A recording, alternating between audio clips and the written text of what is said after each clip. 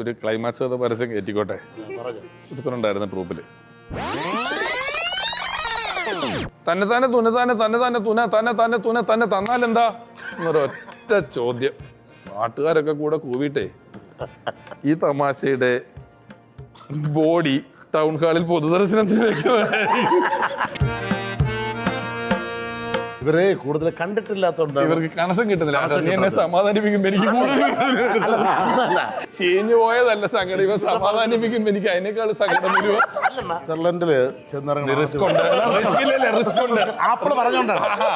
പറഞ്ഞോണ്ടിരിക്കുകയാണ് സുഹൃത്തുക്കളെ. സ്വിറ്റ്സർലൻഡിൽ ഞങ്ങൾ ചെല്ലുന്ന ഷോയ്ക്ക് ഞാൻ, അസീസ്, നെൽസൺ, ഷിബു, ലബൻ, ഒരു ഗ്രാമം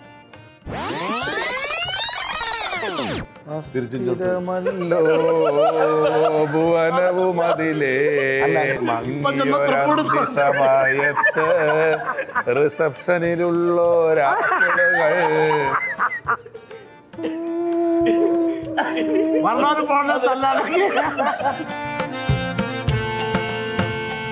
നിങ്ങളുടെ കൂട്ടത്തിൽ നിന്ന് ഒരാൾ നായകനായ പടത്തിന് ഇന്റർവ്യൂ എന്നാണ് പറഞ്ഞത്. റോഹനാണുള്ള നായകൻ. ജസ്റ്റിസ് ഫോർ അനൂപ് മേനോൻ എന്ന് പറഞ്ഞൊരു ക്യാമ്പയിൻ തുടങ്ങുന്നുണ്ട്. വരുന്നുണ്ടോ? ഞങ്ങളോടൊക്കെ പറഞ്ഞത് അനൂപ് മേനോൻ ഈ പടത്തിൽ നായകനാന്നാ. ഇവനും നിഷേധിക്കുന്നില്ല, താനും നിഷേധിക്കുന്നില്ല. അല്ല, പണ്ട് അമര സിനിമ ഇറങ്ങിയ സമയത്ത് മമ്മൂക്ക പറഞ്ഞിട്ടുണ്ട് സിനിമയിലെ നായകൻ അശോകൻ ചേട്ടനാണ്. മമ്മൂക്ക പറയുന്ന കാരണം വെച്ച് കഴിഞ്ഞാൽ സിനിമയിൽ പാട്ടുള്ളത് അശോകൻ ചേട്ടനാണ്. പാട്ട് ആർക്ക് കിട്ടുന്നു? നായകൻ എന്നുള്ളത്. അപ്പൊ കോട്ടയം കുഞ്ഞിച്ചല്ല ഹൃദയവനിയിലെ എന്നുള്ള പാട്ട് പാടിയ ഗാനവേളയിലെ പുള്ളിയാണ് നായകൻ. അതായത് ചെങ്കോലില് മധുരം ജീവാമൃത ബിന്ദു പാടിയ യാചകനാണ് നായകൻ. കുറച്ചു നേരത്തെ മറവത്തൂർ കനവില് കരുണാമയനെ കാവൽ വിളക്കെ പാടിയ നന്ദു പൊതുവാളാണ് നായകൻ. അപ്പൊ അതായത് നന്ദനത്തില് ദാസേട്ടനാണ് നായകൻ. അപ്പൊ അതിൽ വരുന്ന കുറച്ച് അപ്രതീക്ഷിത അതിഥികളും വ്യക്തികളും കഥാസന്ദർഭങ്ങളും ഒക്കെ ആയിട്ട് മൊത്തത്തിൽ 13-ാം തീയതി ഒരു തനിനിറം ആരുടെയാണെന്നുള്ളത് അറിയാം. ഹലോ, ആ ആപ്പിള് മരിച്ചു. ഓക്കെ.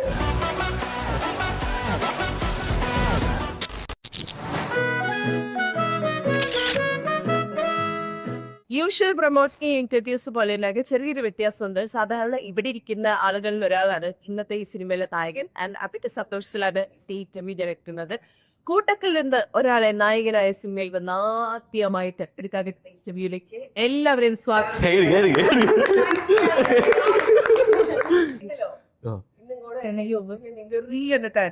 അതിലിരുന്ന് എന്തോ പറ്റിയ മനസ്സിലാക്കി പറയണം പോലെ ഉത്തരം പറയാന്നുള്ളതാണ് പാട്. ചോദ്യം ചോദിക്കാന്നുള്ളത് കപ്പാറ്റിക്ക് എടുപ്പാണ്. ഉത്തരം കുട്ടിയിട്ടാണല്ലോ പറയാ.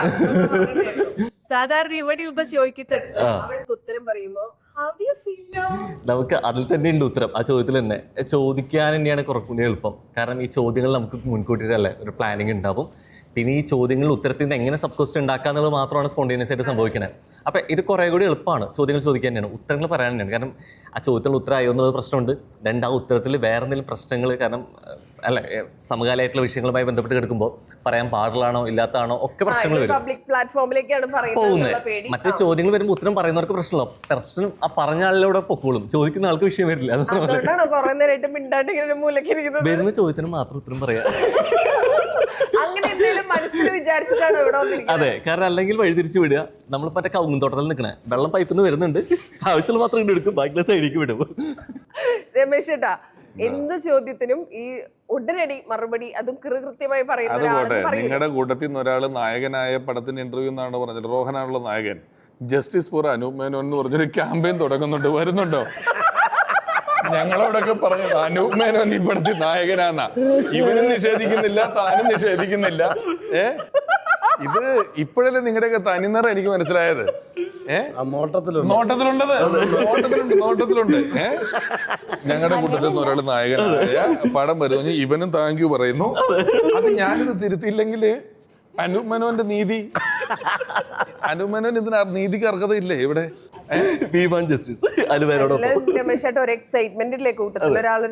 അനുപേട്ടനൊക്കെ പറഞ്ഞ പുള്ളി സെറ്റിൽഡ് ആണല്ലോ.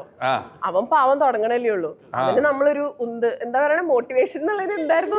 ഉന്തല്ല, തള്ളു. അല്ല, രമേശേട്ടൻ കഴിഞ്ഞ ദിവസം ഒരു സ്ഥാനത്ത് പറഞ്ഞിട്ടുണ്ടല്ലോ മോട്ടിവേഷൻ എന്നാണ് ഇപ്പൊ പറയാ. പക്ഷെ അല്ലാണ്ട് ആ മൂപ്പിക്കൽ ആവശ്യമാണ്. പണ്ട് അമര സിനിമ ഇറങ്ങിയ സമയത്ത് അശോകേട്ടൻ വന്ന സമയത്ത് മമ്മൂക്ക പറഞ്ഞിട്ടുണ്ട് സിനിമയിലെ നായകൻ അശോകൻ ചേട്ടനാണ്. മമ്മൂക്ക പറയുന്ന കാരണം വെച്ച് കഴിഞ്ഞാൽ സിനിമയിൽ പാട്ടുള്ളത് അശോകൻ ചേട്ടനാണ്. പാട്ട് ആർക്ക് കിട്ടുന്നോ നായകൻ എന്നുള്ളത്. അപ്പൊ സ്വാഭാവികമായിട്ട് അനുവേട്ടൻ പറഞ്ഞു പാട്ടുള്ളതുകൊണ്ട് വേണമെങ്കിൽ പറയാം എന്നുള്ള രീതി. പാട്ടുണ്ടെങ്കിൽ പാട്ടുണ്ടെങ്കിൽ ആവാലോ. അപ്പൊ കോട്ടയം കുഞ്ഞച്ചല്ല ഹൃദയവനിയിൽ എന്നുള്ള പാട്ട് പാടിയ ഗാനവേളയിലെ പുള്ളിയാണ് നായകൻ. അതായത് ചെങ്കോലിൽ മധുരം ജീവാമൃത ബിന്ദു പാടിയ ആ യാചകനാണ് നായകൻ. കുറച്ചു നേരത്തെ മഹത്തൂർ കനവില് നന്ദു പൊതുവാളാണ് നായകൻ. നന്ദു പൊതുവാളാണ് അതിലെ നായകൻ. അങ്ങനെയാണ്. അപ്പൊ പാട്ടിലെ നായകൻ പാട്ടുണ്ടെങ്കിൽ അതെ, ഞാൻ ഇരിക്കുന്ന സ്ഥലം മാറിപ്പോയി. അതാണ്. അപ്പൊ അതായത് നന്ദനത്തില് ദാസേട്ടനാണ് നായകൻ. ഞാൻ പാടിയിട്ടില്ല, പാടി അഭിനയിച്ചിട്ടുള്ളൂ എന്നുള്ളത്. ആ ചോദ്യത്തിന് തിരുത്തുണ്ട്. ഇതാണ് പ്രശ്നം കേട്ടാ. പാട്ടിലെ നായകൻ എന്ന് പറയേണ്ടിയിരിക്കുന്നു. അതെ, സത്യം. നമ്മൾ ഈ തനിനിറത്തിൽ നിന്ന് വ്യതിചലിച്ചു പോകുന്നു. ഈ തനിനിറം, how did that happen to you? ഇതിന് മുമ്പായിട്ട് ഈ തനിനിറം കാണുക എന്നുള്ള പറഞ്ഞ പോലെ തന്നെ ഇതിന് മുമ്പായിട്ട് ചെറിയ ചെറിയ വേഷങ്ങളിലൂടെയാണ് വരുന്നത്. ആ ചെറിയ വേഷത്തിൽ ഒരു സിനിമയിലെ അതേ കാസ്റ്റിംഗ് ഡയറക്ടർ തന്നെയാണ് ഇതിലോട്ടും വന്നത്. അപ്പോൾ ആ സിനിമയുടെ കാസ്റ്റിംഗ് നടക്കുന്ന സമയമായിരുന്നു കോണ്ടാക്ട് ചെയ്യുന്നത്. ഇങ്ങനെ സിനിമയുണ്ട്, അപ്പോൾ സ്വാഭാവികമായിട്ട് ലുക്ക് അയച്ചു വരണം എന്ന് പറഞ്ഞു. അപ്പോൾ കുറച്ചുകൂടി ക്ലീൻ ഷേവ് ഉള്ള ലുക്ക് വേണമെന്നാണ് പറഞ്ഞത്. ഈ താടിയുള്ള കോലത്തെ കണ്ടിട്ടുണ്ടായിരുന്നു. ഞാൻ അയച്ചു കൊടുത്തത് അങ്ങനെയായിരുന്നു. അപ്പോൾ പിന്നെ അങ്ങനെ വരാൻ പറഞ്ഞു. റൈറ്റർ ഡയറക്ടർ കണ്ണേട്ടനാണ് ഇതിൻ്റെ രചന, അതുപോലെ സംവിധാനം രതീഷേട്ടൻ. അപ്പോൾ രണ്ടുപേരും വിളിപ്പിച്ചു. അങ്ങനെ അവരെ കണ്ടാലേ എവിടേക്കോ ഉണ്ട്, ഇവൻ എന്തൊക്കെയോ തനിനിറം കാണിക്കാൻ പറ്റും എന്നുള്ളൊരു തോന്നലുണ്ടായിക്കാന്ന് വിചാരിക്കുന്നു. അങ്ങനെ അവരുടെ ഒരു തോന്നൽ ശരിയായിരുന്നു തോന്നുന്നുണ്ടോ? ഇല്ല, അത് നമുക്ക് ഒരിക്കലും പറയാൻ പറ്റില്ല. കാരണം വെച്ച് കഴിഞ്ഞാൽ വിളിക്കുമ്പോഴേ തോന്നലില്ല. കാരണം ഈ ഒരു കാസ്റ്റ് ചെയ്യുന്നു, ഈ ഒരു വേഷത്തിലേക്ക് ഇത് ഓക്കെ ആവുന്നുള്ള ചിന്തയിലാവും ചിലപ്പോൾ നമ്മൾ വിളിച്ചിട്ടുണ്ടായിരിക്കാം.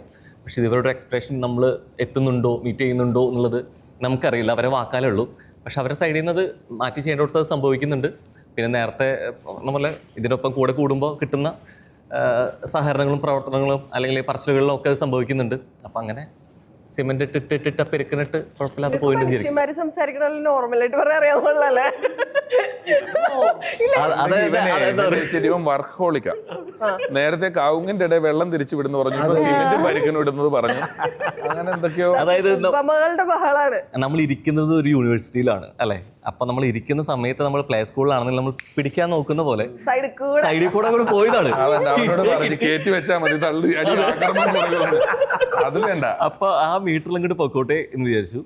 അപ്പൊ ഇതിന്റെ അതായത് നിങ്ങൾ ഈ തനിനിറത്തിന്റെ പ്രൊമോഷന്റെ ഭാഗമായിട്ട് അവിടെ ഇവിടെ നടന്നതിന്റെ കുറച്ച് റീൽസ് ഒക്കെ കണ്ടെന്ന് വെച്ച് നമുക്ക് മനസ്സിലാവുന്നത് നിങ്ങളൊരു റിസോർട്ടിൽ എല്ലാരും കൂടെ നിൽക്കുന്നു, അവിടെ എന്തൊക്കെയോ സംഭവിക്കുന്നു, സ്ട്രേഞ്ചേഴ്സ് ക്യാമ്പ് പോലെ. കാണുമ്പോൾ നമുക്ക് പെട്ടെന്ന് കണക്ട് ചെയ്യുന്ന 12th മാനിലേക്കും കനകം, കാമിനി, കലഹം പോലത്തെ സിനിമകളിലേക്കാണ്. വാട്ട് മേക്സ് ദിസ് ഡിഫറെന്റ് എന്ന് ചോദിച്ചാൽ എന്താ പറയാ രമേശ് ചേട്ടാ? ഇതിന്റെ അന്വേഷണം അനൂപ് മേനോനാണ്. മറ്റൊരു ലാലേട്ടനായിരുന്നു. Justice for Anoop Menon. അല്ല, ഞാൻ ഓരോ സിനിമകളും ഈ സിനിമ അങ്ങനെ സ്വഭാവത്തിൽ പൂർണ്ണമായും വ്യത്യസ്തമാകുന്ന സിനിമകളൊക്കെ കുറവായിരിക്കുമല്ലോ. ഒന്നിക്കൽ കുറ്റാന്വേഷണം ആയിരിക്കും. അതിന്റെ ജോണർ എന്ന് പറയുന്നത് നിങ്ങളൊരു 10 ജോണർ പറയുമ്പോൾ 5 കഴിയുമ്പോൾ നമ്മൾ ജോണർ അന്വേഷിക്കും ആൾക്കാർ അല്ലേ. അപ്പം എല്ലാ സിനിമയിലും പൊതുവായിട്ട് എന്തെങ്കിലുമൊക്കെ ഉണ്ടാകും. അപ്പം നമ്മളിപ്പോൾ ഇതിനെ ഒരു റിസോർട്ടിൽ നടക്കുന്ന അല്ലെങ്കിൽ അങ്ങനെ നടക്കുന്ന വെച്ചിട്ടാണ് ഇപ്പം പറഞ്ഞിരിക്കുന്നത്. പക്ഷേ അതിൻ്റെ കഥ വേറെ ആയിരിക്കും, വേറൊരു കഥ, വേറെ പശ്ചാത്തലം, വേറെ കഥാപാത്രങ്ങൾ എന്നൊക്കെ രീതിയിലായിരിക്കും ഈ സിനിമ വ്യത്യാസപ്പെട്ടിരിക്കുന്നത്. എന്നെ വിളിച്ചത് രതീഷാണ്, ഇതിൻ്റെ സംവിധായകൻ. രതീഷ് കെ മധു സാറിൻ്റെ അസിസ്റ്റൻ്റാണ്. എനിക്ക് അങ്ങനെ അദ്ദേഹത്തിന് പരിചയമുണ്ട്. പിന്നെ സിനിമയുടെ പ്രൊഫഷണൽ ആനന്ദേട്ടനുണ്ടായിരുന്നു. ഇവരൊക്കെ കൂടെയാണ് ഈ പടത്തിലേക്ക് വിളിച്ചത്. ചെറിയ വേഷമാണ്, വരണമെന്ന് പറഞ്ഞു. വലിയ പ്രൊമോഷനാണ്, വന്നോന്ന് പറഞ്ഞു. എല്ലാത്തിനും വന്നു, സൗഹൃദം കൊണ്ടും അങ്ങനെയൊക്കെ ചെയ്യുന്നു. പക്ഷെ ട്രെയിലർ കണ്ടിട്ട് ട്രെയിലർ മുഴുവൻ നിറഞ്ഞു നിൽക്കുകയാണല്ലോ. കണ്ടത് വെച്ചിട്ട് താങ്കൾ ഒരു നല്ല സ്ത്രീലമ്പട കഥാപാത്രമാണോ? ട്രെയിലർ കണ്ടിട്ട് എനിക്കതാ മനസ്സിലായത്. ഞാൻ ചെയ്തെടുത്തോളം വെച്ചിട്ട് അത് ലംബടനാണോന്നും എനിക്കറിയാൻ പാടില്ല. ഞാൻ കുറച്ചല്ലേ ചെയ്തുള്ളൂ, ഒരാളുടെ ജീവിതത്തിലെ കുറച്ചല്ലേ നമ്മൾ കാണുന്നുള്ളൂ. എന്റെ വാലും തലയൊക്കെ അറിയാമെങ്കിലാണെങ്കിൽ ഇത് കേസന്വേഷണ സിനിമ ആയതുകൊണ്ട് ആർക്കും ക്ലൈമാക്സ് അറിയില്ല, മിക്കുള്ളവർക്കും അറിയില്ല. അങ്ങനൊരു സംഭവമുണ്ട്. പിന്നെ ഹോട്ടലിൽ ഇവർക്കൊക്കെ അറിയാൻ തോന്നണം. ക്ലൈമാക്സിൽ അഭിനയിച്ചവർക്ക് മാത്രമല്ല. നോബിയെ സംബന്ധിച്ച് 2 പ്രാവശ്യം കണ്ട സിനിമയുടെ പോലും ക്ലൈമാക്സ് ആലോചിച്ച 2 ദിവസം അറിയാത്ത ഒരാളാണ്. അതുകൊണ്ട് അത് നമ്മൾ നോക്കണ്ട. ഹരികൃഷ്ണൻസിൽ മറ്റേ തുളസിയിൽ ഇടാൻ നേരത്തെ പ്രാർത്ഥിച്ച ആളാണ്.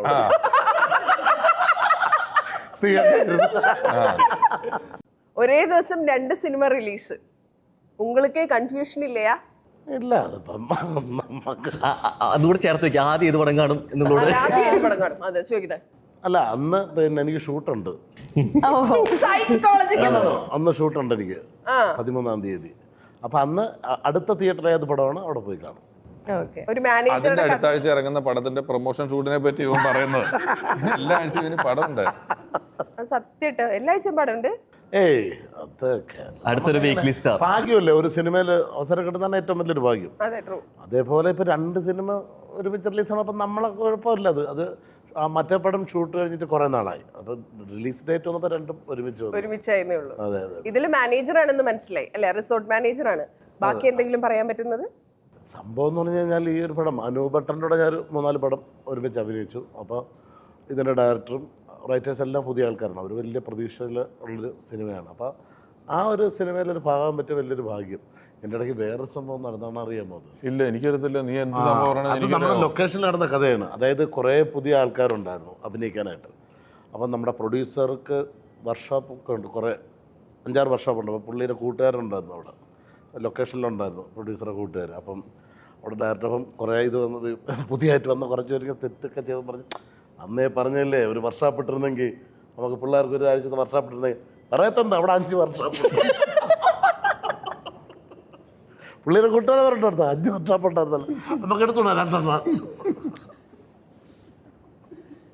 അല്ല സത്യോട് ഇത് തന്നെയാണോ ഇത് തന്നെ നമ്മൾ മറ്റേ ഉണ്ണികളെ കഥ പറയാൻ ലാലേട്ടൻ പിള്ളേരെ കൊണ്ടെടുക്കുന്ന പോലെ ഞങ്ങളുടെ ലാലേട്ടൻ ആക്ച്വലി രോഹിച്ചായിരുന്നു. കാരണം ഇത് സെറ്റിൽ നിന്ന് റൂമിലേക്ക് വരുമ്പോഴാണെന്നുണ്ടെങ്കിൽ പോലും ഈ സംഭവം ഇതിൽ കൂടെ തന്നെ പോയിരുന്നത്. നോബിച്ചേട്ടൻ ഓരോ കഥകൾ പറയും, ഞങ്ങൾ ഇങ്ങനെ കേൾക്കുന്നു, ചിരിക്കുന്നു. ഫണ്ണായിരുന്നു ആക്ച്വലി. അന്നായില്ലായിരുന്നല്ലേ അണ്ണൻ 2 ദിവസം കഴിഞ്ഞ് വേഷം ഓടിക്കളഞ്ഞല്ലേ. എനിക്ക് ഞാൻ മാനേജർ അല്ലല്ലോ, റൂം എടുത്ത ആളല്ലേ. എനിക്ക് ചെക്കൗട്ട് ടൈം ഉണ്ട്. നീ മാനേജറാ, നീ ഹോട്ടലിൽ തന്നെ ഉണ്ട്. എനിക്ക് ചെക്കൗട്ടിന് 10 മിനിറ്റ് മുമ്പ് വിളി വരും, സാർ എപ്പോഴാണ് ചെക്കൗട്ട് ചെയ്യണമെന്ന് ചോദിക്കും. ഞാൻ ചെക്കൗട്ട് ചെയ്യണം. ഇവൻ അവിടുത്തെ മാനേജർ, ഇവൻ വലിയ വേഷമാണ്. എനിക്ക് അത് ചെയ്യുന്നില്ല. അല്ല രമേശ് ചെറിയ വേഷമാണോ? പിന്നല്ലേ ചെറിയ വേഷമാ. ആ പ്രാധാന്യമുണ്ട്, പക്ഷെ ചെറിയ വേഷമാ. നരസിംഹത്തിലെ മമ്മൂക്കയുടെ വേഷം ചെറുതാണോ വലുതാണോ? രമേശ് എന്താ ഇവര് കൊടുത്തിട്ടില്ല? സത്യം പറ, നേരല്ലോ. നരസിംഹത്തിലെ മമ്മൂക്കയുടെ വേഷം ചെറുതാണോ വലുതാണോ? അതിലുണ്ട് ഉത്തരം. നീ കഴിക്കണ സാധനം എന്താന്ന് പറഞ്ഞു.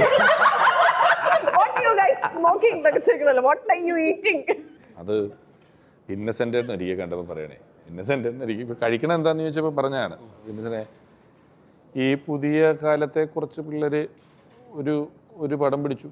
അപ്പോൾ അതിൽ നെടുമുടി വേണുണ്ട്. ഇതിൽ 2-3 പേര് വേണുവിൻ്റെ അടുത്ത് പോയിട്ട് മാറുന്നില്ല. വേണുവിൻ്റെ കൂടെ തന്നെ ഇങ്ങനെ നിൽക്കുന്നു, വേണുവിനോട് പരിചയപ്പെടുന്നു. എന്നെയൊന്നും ആരും മൈൻഡ് ചെയ്യുന്നില്ല. എല്ലാവരും വേണുവിൻ്റെ കൂടെ തന്നെ നിൽക്കുകയാണ്. പിന്നെ അന്വേഷിച്ചപ്പോഴാണ് മനസ്സിലായേ വേണുവിന് ഷുഗർ ഉണ്ടായിരുന്നു. അവൻ ആരും കാണാതെ മറ്റേ ഷുഗറിൻ്റെ ഇൻസുലിൻ എടുത്ത സിറിഞ്ച് കണ്ടിട്ട് മറ്റേതാന്ന് ഓർത്ത് പോയി നിൽക്കുകയാണ്.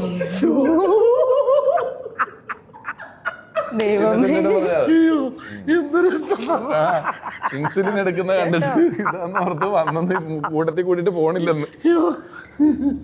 ആദ്യമായിട്ട് ലീഡ് ചെയ്യുന്ന സിനിമയല്ലേ? This is the third movie? Third അല്ല, ഫോർത്ത് സിനിമ. അപ്പൊ അത് ഏതൊക്കെയാ? തണ്ണീർമത്തൻ ഞങ്ങള് പത്രോസിന്റെ പടപ്പുകൾ എന്ന് പറഞ്ഞൊരു മൂവിയിൽ നെസ്ലിന്റെ പേരായിട്ട് അങ്ങനെ ചെയ്തിരുന്നു. പിന്നെ ഒരു തെലുങ്ക് മൂവി ലീല വിനോദം, അത് ലീഡായിരുന്നു. ഇതെന്റെ സെക്കൻഡ് ലീഡ് അങ്ങനെ പറയാം. പിന്നെ പ്രകമ്പനം, അതില് ഗണപതിയുടെ ചെറിയ ഒരു സൈഡിൽ കൂടെ അങ്ങനെ ഒന്ന് പോകുന്നു. കുറിച്ച് പറയുകയാണെങ്കിൽ എന്താ പറയാ? അങ്ങനെ തന്നെ പറയാ? അല്ല സത്യമായിട്ട് അതില് കുറച്ചുള്ളൂ. സിനിമ കണ്ടിട്ടില്ല. ആണോ? കണ്ടില്ലേ? കാണണം. സാധാരണ ഇത് ഇങ്ങനെയല്ലല്ലോ. കണ്ടില്ലെങ്കിലും ആങ്കർ അവിടെ ഇരിക്കുന്ന സമയത്ത് കണ്ടില്ല എന്ന് തന്നെ പറയും. അവരെന്തെങ്കിലും രമേശേട്ടനൊക്കെ ആണെങ്കിലേ ടിക്കറ്റ് എവിടെ ചോദിക്കും, കഥ പറയാനൊക്കെ പറയും. സത്യം വെറുതെ പറ്റൂല, നടക്കണ വേഷമല്ല. പിന്നെ ഈ തനി നിറം. ഇതിലെന്താ സംഭവം? ഇതില് റോഹന്റെ നായികയാണെന്ന് മനസ്സിലായി. നേരത്തെ ചോദിച്ചു വരുന്നല്ലോ, കുട്ടി ഓക്കെ ആയിരുന്നല്ലോ അല്ലേ? എന്തെങ്കിലും കംപ്ലൈന്റുകൾ ഉണ്ടെങ്കിൽ പറയണം കേട്ടോ. ഇല്ല, നല്ലൊരു എക്സ്പീരിയൻസ് ആയിരുന്നു. ഇതിനെപ്പറ്റി എനിക്ക് അധികം പറയാൻ പറ്റില്ല, ഒന്നാമത് ക്യാരക്ടറിനെ പറ്റിയിട്ട്. സോ കൊള്ളായിരുന്നു. നല്ലൊരു എക്സ്പീരിയൻസ് ആയിരുന്നു. ക്രിയേറ്റർ ടു ആൻ ആക്ടർ എപ്പി ഇருக்கு? നല്ല പടം.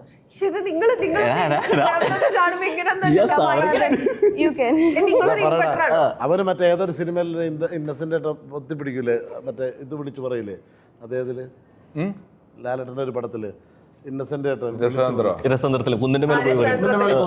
അതേപോലെയാണ് അവൻ ബാത്റൂം ചിലപ്പോ ക്ലൈമാക്സ് പറയുക.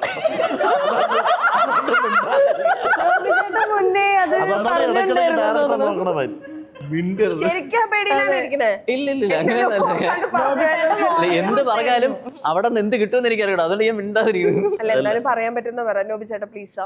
അങ്ങനെയല്ല, നല്ല പടമാണ്. പിന്നെ സ്വന്തം പടം സ്വയം അഭിനയിച്ചത് നല്ല പടമാണെന്നൊക്കെ നല്ല പടം. ഞങ്ങള് കണ്ടിട്ട് പറയാം. എടാ നീ ഒരു മലർ തോപ്പില കളിക്കോ? നീ കളിക്കും. അതിന് തങ്കച്ചൻ ചേട്ടൻ നമുക്ക് ഇടയ്ക്ക് വിളിക്കാം. പറ. അല്ല നല്ല പടമാണ്. പിന്നെ അവരെല്ലാവരും പാവമായിരുന്നു.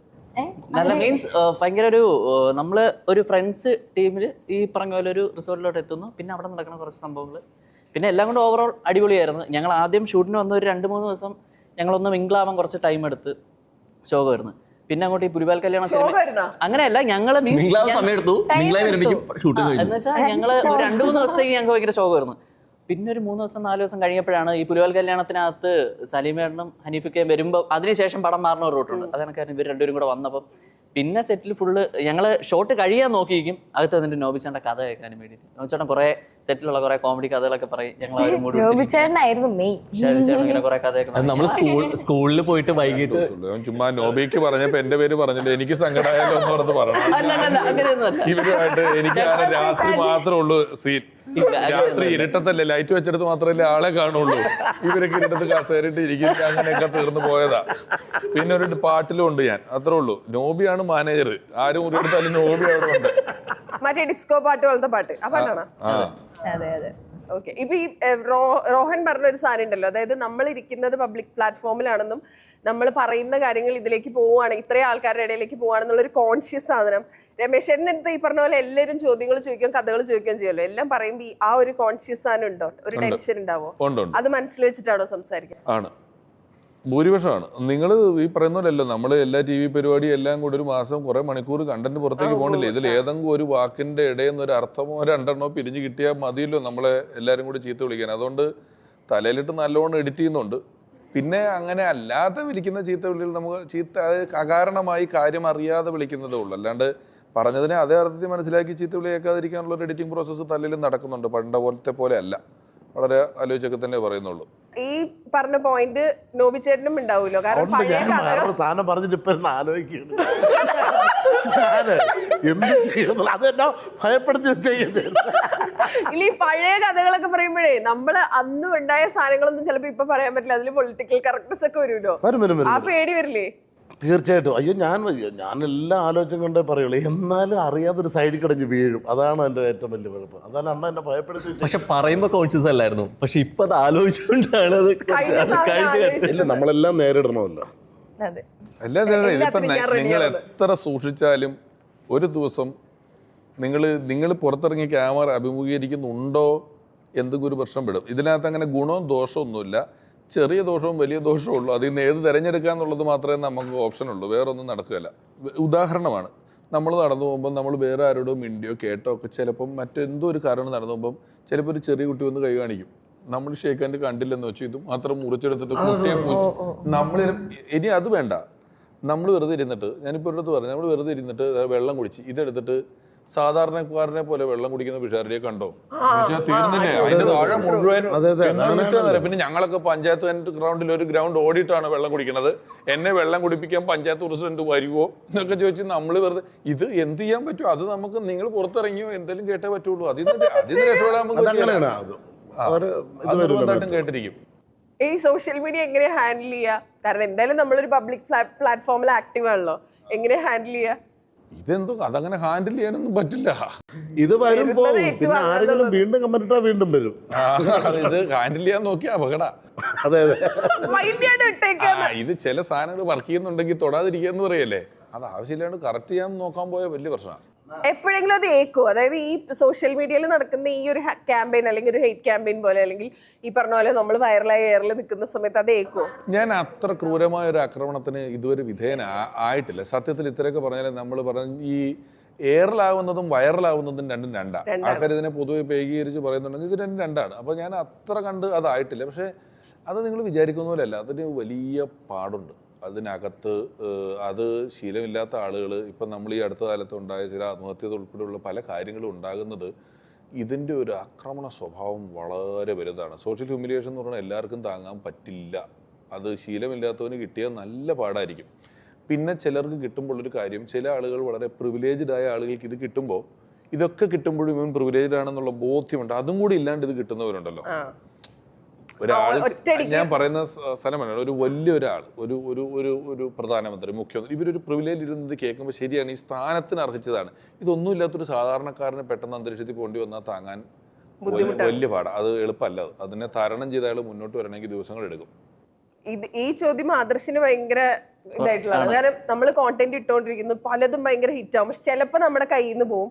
ഇത് ആൾക്കാരെടുത്ത് നെഗ് അടിക്കും. ഇതെങ്ങനെയാ ഹാൻഡിൽ ചെയ്യുക? എനിക്ക് ഓൾറെഡി ഞാൻ ഇങ്ങനെയുള്ള കമൻറ്റ് കാണുമ്പോൾ ഭയങ്കര ഡൗൺ ആവും. എന്ന് വെച്ചാൽ കൂടുതൽ എനിക്ക് പറഞ്ഞ കമൻറ്റ് ഈ പറഞ്ഞ കണക്ക് ഒരു ഫെമിൻ ഫേസ് ആണ് അങ്ങനെയൊക്കെ പറഞ്ഞു വരാറുണ്ട്. പിന്നെ ഇവൻ്റെ എന്തോന്ന് സംസാരിക്കണതായിരുന്നാലും ഞാൻ കൂടുതൽ അമ്മ വേഷം അങ്ങനെയുള്ള ഇതൊക്കെയാണ് കൂടുതലും ചെയ്യാറുള്ളത്. പിന്നെ ബംഗാളി, ഈ രണ്ടെണ്ണം. അപ്പോൾ ഇവൻ മലയാളിയായിരുന്ന ഇടയിൽ റീസെൻ്റ്ലി നവംബറിലാണ് എൻ്റെ കല്യാണം കഴിക്കുന്നത്. അപ്പോൾ ഇതിന്റെ അടിയിൽ ഫുള്ള് വന്ന് ബംഗാളിക്ക് പെണ്ണ് കിട്ടിയ എന്നുള്ള ഇത്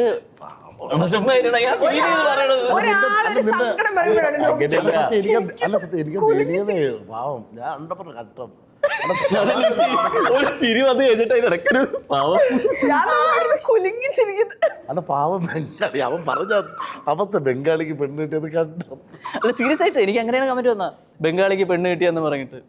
പിന്നെ ഞാനത് ആ ഒരു മൂഡിലങ്ങ് എടുത്ത് കളയും. എന്ന് വെച്ചാൽ വെറുതെ മറുപടി കൊടുക്കാൻ തുടങ്ങി അതിൻ്റെ അടിയിൽ ഫുൾ അത് തന്നെ ആയിരിക്കും. പിന്നെ ഇത് കാണുമ്പോൾ ഉള്ളൊരു ശീലമായി, 1.5 കൊല്ലം കൊണ്ട് ഈ നെഗറ്റീവ് കമന്റ്സ് ശീലമായി. എനിക്ക് എന്നെ രക്ഷിച്ച അനൂപാനാണ്. ആംഗ്രി ബേബീസ് എന്ന് പറഞ്ഞ സിനിമയിൽ എന്നെ വിളിച്ചു, ഞാൻ അഭിനയിച്ചിട്ട് തിരിച്ചു വന്നു. ഈ പടം ഇറങ്ങിയിട്ട് അന്ന് ഇങ്ങനെ സോഷ്യൽ മീഡിയ വലുതായിട്ടില്ല, എന്നാലും എവിടെ വന്ന് ഇവനെ കാരടാ സിനിമയിലെടുത്തത് എന്നെ.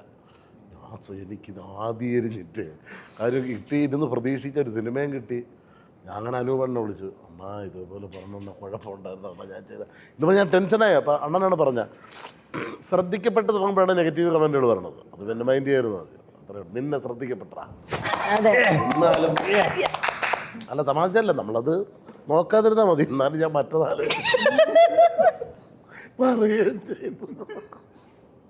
പറയാ ഈ ആസ് ആങ്കേഴ്സ് നമ്മുടെ മുന്നിലിരിക്കുന്ന ഗസ്റ്റ് വരുന്നതിന് മുമ്പ് നമ്മൾ അവരെക്കുറിച്ച് പഠിക്കും. പക്ഷെ ഇത് നമ്മൾ സംസാരിച്ച് കഴിഞ്ഞ് പോകുമ്പോൾ നമുക്ക് അവരെക്കുറിച്ചൊരു പോയിന്റ് തലയിലുണ്ടാവും. ചിലപ്പോൾ നമ്മുടെ ആ സംസാരത്തിൽ നിന്ന് നമുക്ക് കുറച്ച് ടേക്ക് അവേസ് ഉണ്ടാവും.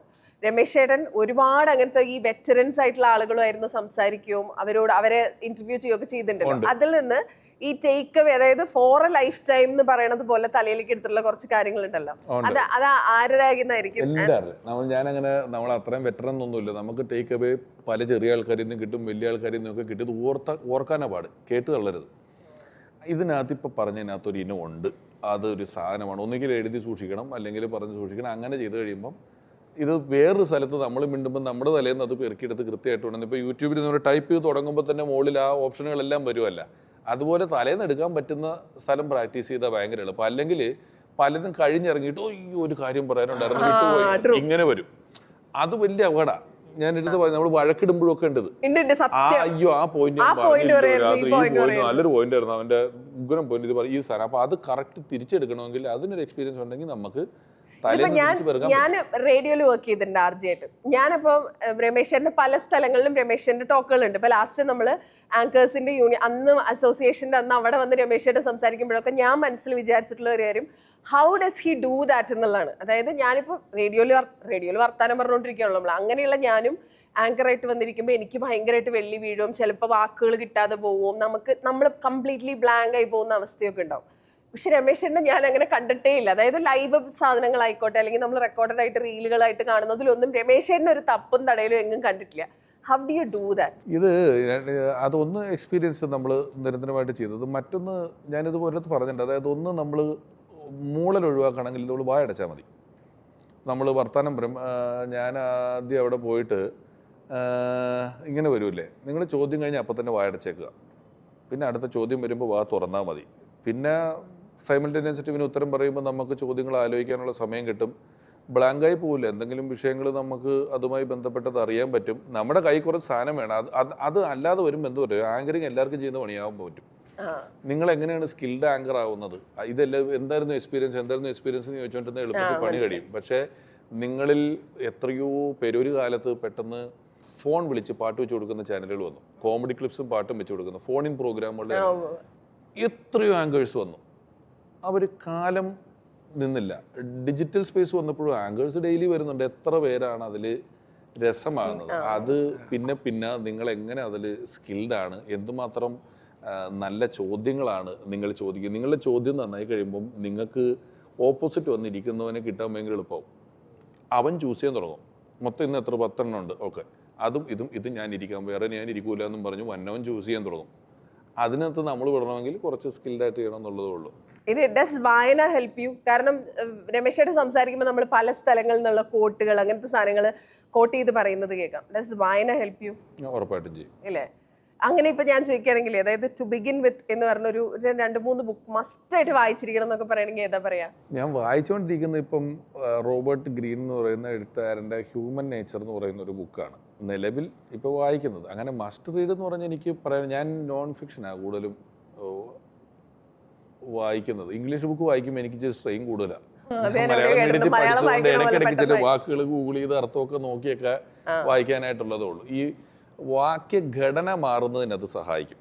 നമ്മൾ സംസാരിക്കുന്നതിനകത്ത് നമ്മൾ തീർച്ചയായും നമുക്കറിയാം, എന്തായാലും ഇങ്ങനെയുള്ള വാക്കുകൾ വെച്ച് ലിങ്ക് ചെയ്യുമല്ലോ, അതൊക്കെ ഒഴിവാക്കി കിട്ടാൻ അത് വായനയിലുണ്ടാവില്ല. ആ വാക്കുകൾ വർത്താനം എന്തായാലും നമുക്ക് തുടങ്ങാം, തീർച്ചയായും നമുക്കറിയാം, ഇങ്ങനെയുള്ള സാധനങ്ങൾ ഈ പറഞ്ഞ പോലെ ഇതൊക്കെ ഒഴിവായി കിട്ടുമ്പം നമ്മുടെ വാക്യഘടന നന്നാവും, കളക്ഷൻ നന്നാവുന്നു. നോബി ചേട്ടൻ ഒരുപാട് സ്ഥലത്ത് ഈ സ്ത്രീ വേഷവും പുരുഷ വേഷവും ഒരുമിച്ച് ചെയ്ത സ്കിറ്റുകൾ ഒരുപാട് ചെയ്തിട്ടുണ്ടെന്ന് ഞാൻ കേട്ടിട്ടുണ്ട്. അറ്റ് ദ സെയിം ടൈം അങ്ങനെ ചെയ്തിട്ടില്ലേ? ഇല്ലേ? അങ്ങനെ ചെയ്ത സമയത്തെ അല്ല അതിന്റെ ഉത്തരവാണല്ലോ, അതിന് ഞാനൊക്കെ പിന്നെ പറയാൻ പറ്റുമോ? അങ്ങനെ ചെയ്തിട്ടുണ്ടല്ലോ. ഇതിൽ എപ്പോഴെങ്കിലും നമുക്ക് കൈവിട്ടുപോയ സാധനം ഉണ്ടോ? അന്നാലോചിക്കുമ്പോ ടെൻഷനായിരുന്നു, പക്ഷെ ഇപ്പൊ ആലോചിക്കുമ്പോ ചിരിച്ചു പോകുന്ന സാധനം. കൈവിട്ടുപോയ എത്ര സാധനം ഞാൻ പറഞ്ഞില്ലേ, ക്ലൈമാക്സ് കൗണ്ടർ എഴുതി വെച്ചിരുന്ന ഒരു കുട്ടയ്ക്കകത്ത്. കൗണ്ടർ എഴുതി വെച്ച് കൗണ്ടർ മീൻസ് സ്കിറ്റ്, അതായത് ഞങ്ങൾ ഓരോ ആഴ്ച 3 സ്കിറ്റ് വീതം ചെയ്യണം, ഒരു എപ്പിസോഡിൽ ഇത്രയും ചെയ്യണം. അപ്പോൾ ഇത് കാണാൻ അതിൻ്റെ കൂടെ ഞങ്ങൾക്ക് അന്ന് ഇഷ്ടംപോലെ പ്രോഗ്രാം ഉണ്ട്, 100-300 പ്രോഗ്രാം കളിക്കുന്ന ടീമിലായിരുന്നു ഞങ്ങൾ. അപ്പോൾ ഈ പ്രോഗ്രാമിനും പോകണം, ഇതും വേണം, ഈ ഷൂട്ട് കൊണ്ട് ഇതും രണ്ടും കൂടെ ഇത് റെക്കോർഡ് ചെയ്യണം, എല്ലാം കൊണ്ട് ഉറക്കമില്ല. അന്നും മുതൽ പ്രഷറിൻ്റെ ഗുളിക കഴിക്കാൻ തുടങ്ങിയാണ് ഞാൻ. അപ്പോൾ ആ സമയത്ത് എല്ലാവർക്കും, അപ്പം നമ്മൾ കളിക്കുന്ന സ്കിറ്റാണ്, അപ്പം വേറൊരാൾക്ക് അറിയില്ല. അപ്പം ഈ സാധനം പിന്നെ എഴുതിയിട്ട്, അപ്പോൾ ഒരു പണി നടക്കുന്ന സ്ഥലമാണ്, അപ്പോൾ കൊട്ടയ്ക്കകത്ത് ഇങ്ങനെ എഴുതിയിട്ട്, അപ്പം ഡൗട്ടുള്ളവർ പോയി നോക്കിയിട്ട് ഇനി വരും, ഒരു കൗണ്ടറായി. അപ്പോൾ അതിനകത്ത് എഴുതിയിട്ട് നൈസാണ് വന്നപ്പോൾ അത് അറിയില്ല, ജഡ്ജസിന് പോലും അറിയില്ല. ഇങ്ങനെ നോക്കിയിട്ട് ഇനി ഇവർ പറയും. അപ്പം നമ്മുടെ ഒരാൾക്കൊരു വേഷം കൊടുത്തു. അപ്പം നമ്മൾ എല്ലാ ദിവസവും ഫീമെയിൽ സ്കിറ്റാണെന്നാൽ അപ്പോൾ പുള്ളി താടി പിച്ചോട്ടിക്കുന്നത് റജി ബാബ. റജി ബാബ നമ്മളെ സുഹൃത്തുണ്ട്, റജി ബാബ താടിയൊക്കെ ആയിട്ട് നിൽക്കുകയാണ്. അപ്പോൾ പുള്ളി എന്തായാലും ഈ സ്കിറ്റിലൊന്നും കയറാൻ പറ്റില്ലല്ലോ. കുറച്ച് കഴിഞ്ഞപ്പോൾ എവിടെ പോയി ബ്ലൈഡും വാങ്ങിച്ച് ക്ലീൻ ഷേവ് ചെയ്ത് ഉച്ചയ്ക്ക് ഉണ്ടാകാൻ വന്നിരിക്കുന്നത്. എന്നിട്ടാണ് ഇപ്പോൾ എങ്ങനെ ഉണ്ടെന്ന്. അങ്ങനെ പുള്ളിക്ക് അതിനകത്ത് നൈറ്റിയൊക്കെ എടുത്തൊരു വേഷം കൊടുത്തു. പുള്ളി വന്ന് പാസിക്കാണ്, വന്നിട്ട് ഈ കൊട്ട എടുത്തോണ്ട് പോയി അങ്ങോട്ട് തട്ടി. ഇതിനകത്ത് ഈ പുല്ലിൻ്റെ ഇടയിൽ ഇത് വെച്ചേക്കാണ് കാണാതെ, അത് അടുത്ത് തലയെ വെച്ചോണ്ട് കൊണ്ട് തട്ടി കളഞ്ഞു. തീർന്നില്ലേ, ബാക്കി എന്തു പറയും പോയെടുത്തോണ്ട് വരാൻ പറ്റുമോ? പിന്നെന്ത് ചെയ്യാൻ, പിന്നെ ക്ലൈമാക്സ് അടിച്ചൊക്കെ നിർത്തി. ഒരു 4-5 സാധനം പോയില്ലേ. ഒരു ക്ലൈമാക്സ് പരസ്യം കയറ്റിക്കോട്ടെ. ഒരുത്തനുണ്ടായിരുന്ന ട്രൂപ്പിൽ, അവൻ്റെ നാട്ടിൽ ഇവനെ തെറ്റിക്കും, ഡയലോഗ് തെറ്റിക്കും. അപ്പോൾ ഇവൻ സൈഡിൽ നിന്ന് മ്യൂസിക് അന്ന് സ്കിറ്റ് കളിക്കുമ്പോൾ ഇതിൻ്റെ കംപ്ലീറ്റ് റീ റെക്കോർഡിങ് സൈഡിൽ നിന്ന് അടിക്കുക, പോലീസിനും ഇതൊക്കെ വായിക്കാൻ 2 പേര് കസേരയിട്ടിരിക്കും. അവൻ്റെ നാട്ടിലെ പരിപാടി. അപ്പോൾ ഇവന് മ്യൂസിക് കളി, ഇവൻ ഡയലോഗ് തെറ്റിക്കും. അന്ന് ബിജുക്കുട്ടനൊക്കെ ഒരു സ്കിറ്റ് കളിക്കുന്നുണ്ട്. ഞാൻ ബിജുക്കുട്ടനൊക്കെ, ആ ബിജുക്കുട്ടൻ്റെ സ്കിറ്റ് തന്നെ ഒരാൾ, ഈ അയ്യപ്പ ബൈജുവിൻ്റെ സ്കിറ്റ് വരും, ഒരാൾ വഴിയിൽ നിന്ന് വെറുതെ അടി മേടിക്കുന്നതാണ് സ്കിറ്റ്. ആ മഞ്ഞ ചുരിദാറിട്ട ചേച്ചി എന്നെ നോക്കി ചിരിച്ചു എന്നൊക്കെ പറഞ്ഞിട്ട് കുറേ അടിക്കും. ഒരാൾ വന്ന് ഭ്രാന്താന്ന് പറഞ്ഞ് അടിക്കും, മറ്റേ അടിക്കും. ഈ സ്കിറ്റ് തുടങ്ങുമ്പോൾ തന്നെ ഒരാൾ ഒരു ബസ് സ്റ്റോപ്പിൽ നടക്കുന്നത്, ഇവിടെ ഈ കള്ളുകൂടി നിൽക്കുന്നുണ്ട്. ഇയാൾ തുടക്കം തൊട്ട് വാച്ചൊക്കെ നോക്കി ഇങ്ങനെ പെട്ടിയൊക്കെ വെച്ച് നിന്നിട്ട് അതിൻ്റെ ക്ലൈമാക്സ് എന്ന് പറയുന്നത് ഇയാൾ ബിജുക്കുട്ടനോട്ട് ഒറ്റയടി അടിക്കും. അപ്പോൾ ബിജുക്കുട്ടൻ, ചേട്ടൻ എന്തിനായിട്ട് എന്നെ തല്ലിയെന്ന് ചോദിക്കും. എടാ, വന്നവനും പോണവനും ഇത്രയും തല്ല് നിനക്കിട്ട് തല്ലാമെങ്കിൽ ഇത്രയും നേരം ഇത് കണ്ടോണ്ട് നിന്ന് എനിക്ക് നിനക്കിട്ടൊരു തല്ലിയാൽ എന്താ? ഒറ്റ ഡയലോഗേ ഉള്ളൂ. ഇതാ ക്ലൈമാക്സ്, ഇത് അടിച്ച് പറയണം, ഇതിൽ ക്ലൈമാക്സാ. ഒറ്റ, എന്തിനായിട്ടാ എനിക്കിട്ട് തല്ലിയത്? ഡാ, വന്നവനും പോണവനും ഒക്കെ ഇത്രയും തല്ല് നിനക്കിട്ട് തല്ലാമെങ്കിൽ ഇത്രയും നേരം ഇത് കണ്ടോണ്ട് നിന്ന് എനിക്ക് നിനക്കിട്ടൊരു തല്ലിയാൽ എന്താ? സ്കിറ്റ് തീർന്നു. അങ്ങനെ സ്കിറ്റിൽ അപ്പോൾ ഏറ്റവും വലിയ വേഷം ഇതാണല്ലോ. തുടങ്ങുമ്പോൾ തൊട്ട് തീരുന്ന വരെ സ്റ്റേജിൽ നിൽക്കുന്നുണ്ട്, വേറൊരു ഡയലോഗില്ല. അങ്ങനെ ഇവനെ പിടിച്ച് അവിടെ നിർത്തി അവൻ്റെ നാട്ടിലേക്ക് കളിക്കും. സ്കിറ്റ് ബാക്കി എല്ലാവരും അടിച്ചു കഴിഞ്ഞ് ബിജുക്കൂട്ട, ഒന്നാമത്തെ കാര്യം ഇവൻ ഇടയ്ക്കിടയ്ക്ക് ബിജുവിനെ തല്ലാൻ വരുക. ഇത് ഈ ലാസ്റ്റ് ഇവൻ തല്ലാവുള്ളൂ, ഇനി 5-6 പേര് തല്ലാൻ. അല്ല, ചുമ്മാ തല്ലാൻ, ബിജു ഒഴിഞ്ഞു മാറി എല്ലാ തല്ലും. അത് കഴിഞ്ഞിട്ട് ഇവൻ ലാസ്റ്റ് വന്ന് ബിജുക്കൂട്ടൻ ഒരു അടി അടിച്ച്. അപ്പോൾ ബിജുക്കൂട്ടൻ ചോദിച്ച്, എന്തിനാണ് ചേട്ടാ എന്നെ തല്ലണത്? എന്നെ നിൽക്കുക, മിണ്ടണില്ല കേട്ടോ. പിന്നെയും ചോദിച്ചു, എന്തിനാണ് ചേട്ടാ എന്നെ തല്ലണത്? പറയേട്ടാ, ഡാ എന്നൊരു വിളി വിളിച്ച് എൻ്റെ ഒരു സെക്കൻഡ് ക്യാബ് തന്നെ തന്നെ തുന തന്നെ തന്നെ തന്നെ തുന തന്നെ തന്നെ തുന തന്നെ തന്നാലെന്താ എന്നൊരൊറ്റ ചോദ്യം. നാട്ടുകാരൊക്കെ കൂടെ കൂവിയിട്ടേ ഈ തമാശയുടെ ബോഡി ടൗൺ ഹാളിൽ പൊതുദർശനത്തിന്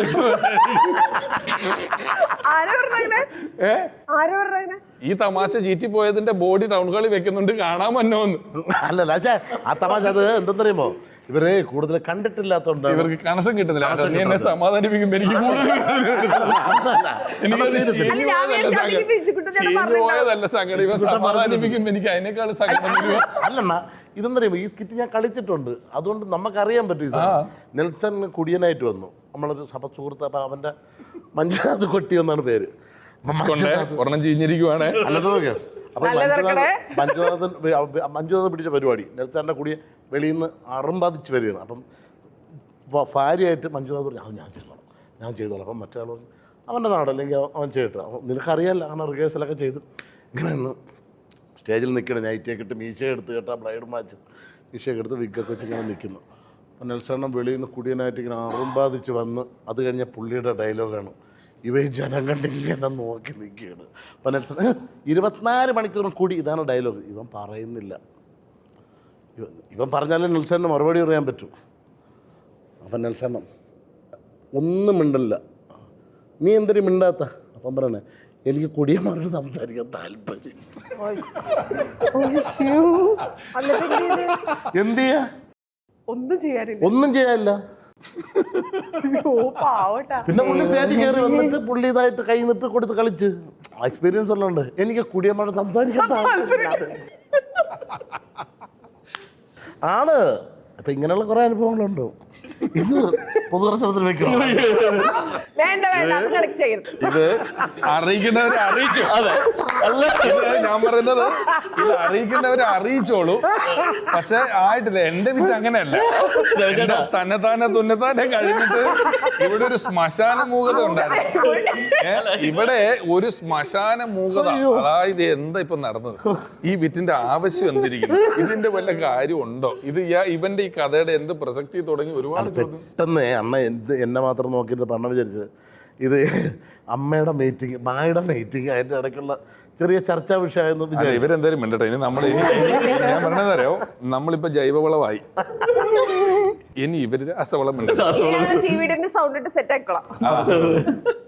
നിങ്ങൾ എന്തെങ്കിലും ഞാനൊരു കാര്യം പറയട്ടെ. ഞാൻ വേറൊന്നുമല്ല, ഞാനിപ്പോ ഇവരെല്ലാവരും നമ്മൾ ടിവിയിലും തിയേറ്ററിലും ഇങ്ങനെയൊക്കെ കണ്ടിട്ട് ഇതൊക്കെ നേരിട്ട് കാണുന്നതിൽ ഞാൻ ഭയങ്കര ഗ്ലാഡ്. ആക്ച്വലി ഭയങ്കര ഗ്ലാഡാ. കുറച്ചുകൂടെ നേരിട്ട് കാണാൻ പറ്റുന്നല്ലോ.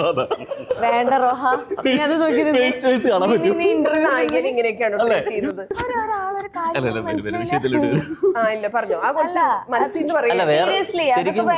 ഇവരുടെ ഈ ഒരു കോൺവെർസേഷൻ നല്ലൊരു എൻജോയ് ചെയ്യണം. എന്താന്ന് വെച്ചാൽ നീ എന്തിട്ട് ചിരിച്ചില്ലല്ലോ?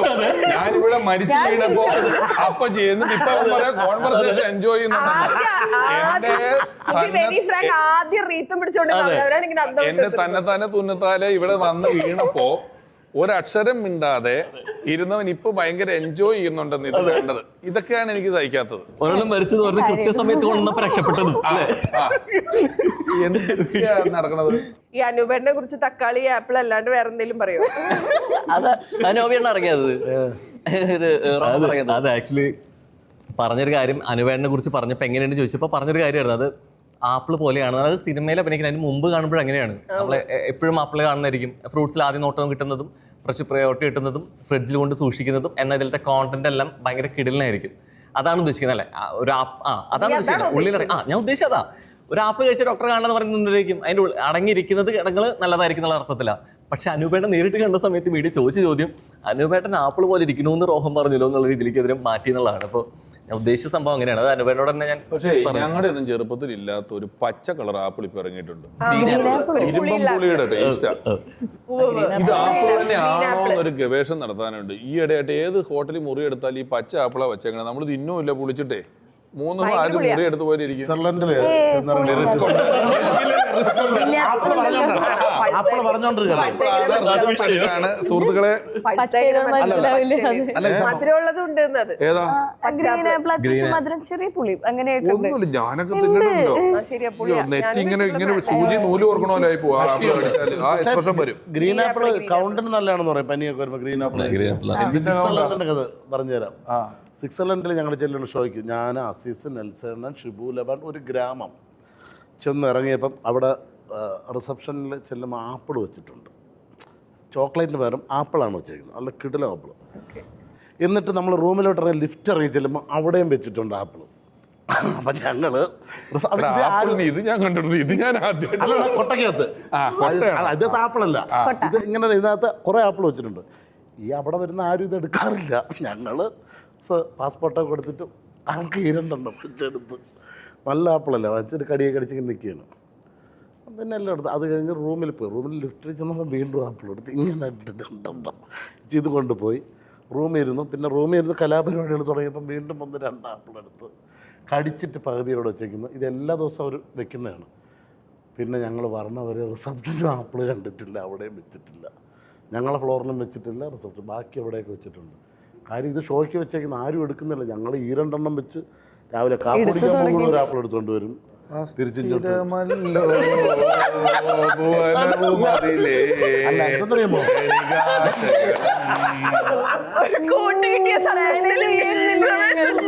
അല്ല, നിങ്ങൾ അറിഞ്ഞില്ലേ അത് മെട്രോയ്ക്ക് പോയി സമയത്ത് റിസപ്ഷനിലുള്ളോരാപ്പിളുകൾ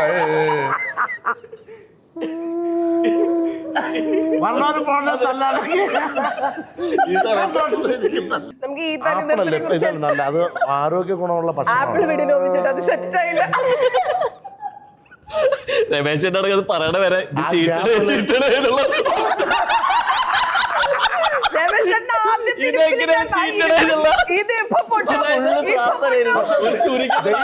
അഞ്ചമ്പലം മറ്റേ 4 അമ്പലം ദർശനം നടത്തി വന്നു.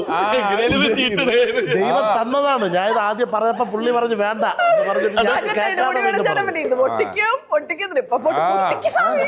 ശരിക്ക് നമ്മുടെ ആപ്പിൾ 17 ഇറങ്ങിയുള്ളൂ. ഇത് 20 ഒന്നിച്ചിറങ്ങി നിൽക്കുക. ആ ലെവലിൽ പോയിക്കൊണ്ടിരിക്കുക. ആപ്പിൾ അല്ല, എനിക്ക് നോബി ആപ്പിൾ ഫെയിം എന്ന് പറയുന്നത് ബ്രാക്കറ്റില് ഈ തനി നിറത്തെ കുറിച്ച് എന്തെങ്കിലും പറഞ്ഞു നമുക്ക് അവസാനിപ്പിക്കാം. 13-ാം തീയതി തിയേറ്ററുകളിൽ സുഹൃത്തിനെ തുടങ്ങി. താൻ പറഞ്ഞു ഞാൻ അതല്ല, ഞാൻ ആപ്പിളിന്റെ സഞ്ചാരം വിളിക്കാൻ നമ്മൾ വേണ്ടപ്പെട്ട ഫ്രൂട്ട്സുകളെയൊക്കെ ആപ്പിളിന്റെ സഞ്ചാരം വിളിക്കുക എന്നുള്ളത് ഞാനൊക്കെ എല്ലാവരും പേരുൾപ്പെടുത്തിയിട്ടുണ്ട്. അവരെല്ലാവരും ഇതിലുണ്ട്. എന്ന് സംതൃപ്തരായ ബന്ധുമിത്രാദികൾ നോബി, അസീസ്, ഷിബു ലബാൻ എല്ലാരും ഉണ്ട്. നെൽസൺ ചേട്ടൻ എല്ലാരും കൊണ്ടേ പോകുള്ളൂ. അപ്പൊ പറയൂ. 13-ാം തീയതി ഈ തനി നിറം തിയേറ്ററിൽ വരികയാണ്. എല്ലാവരും കാണണം. അല്ലേ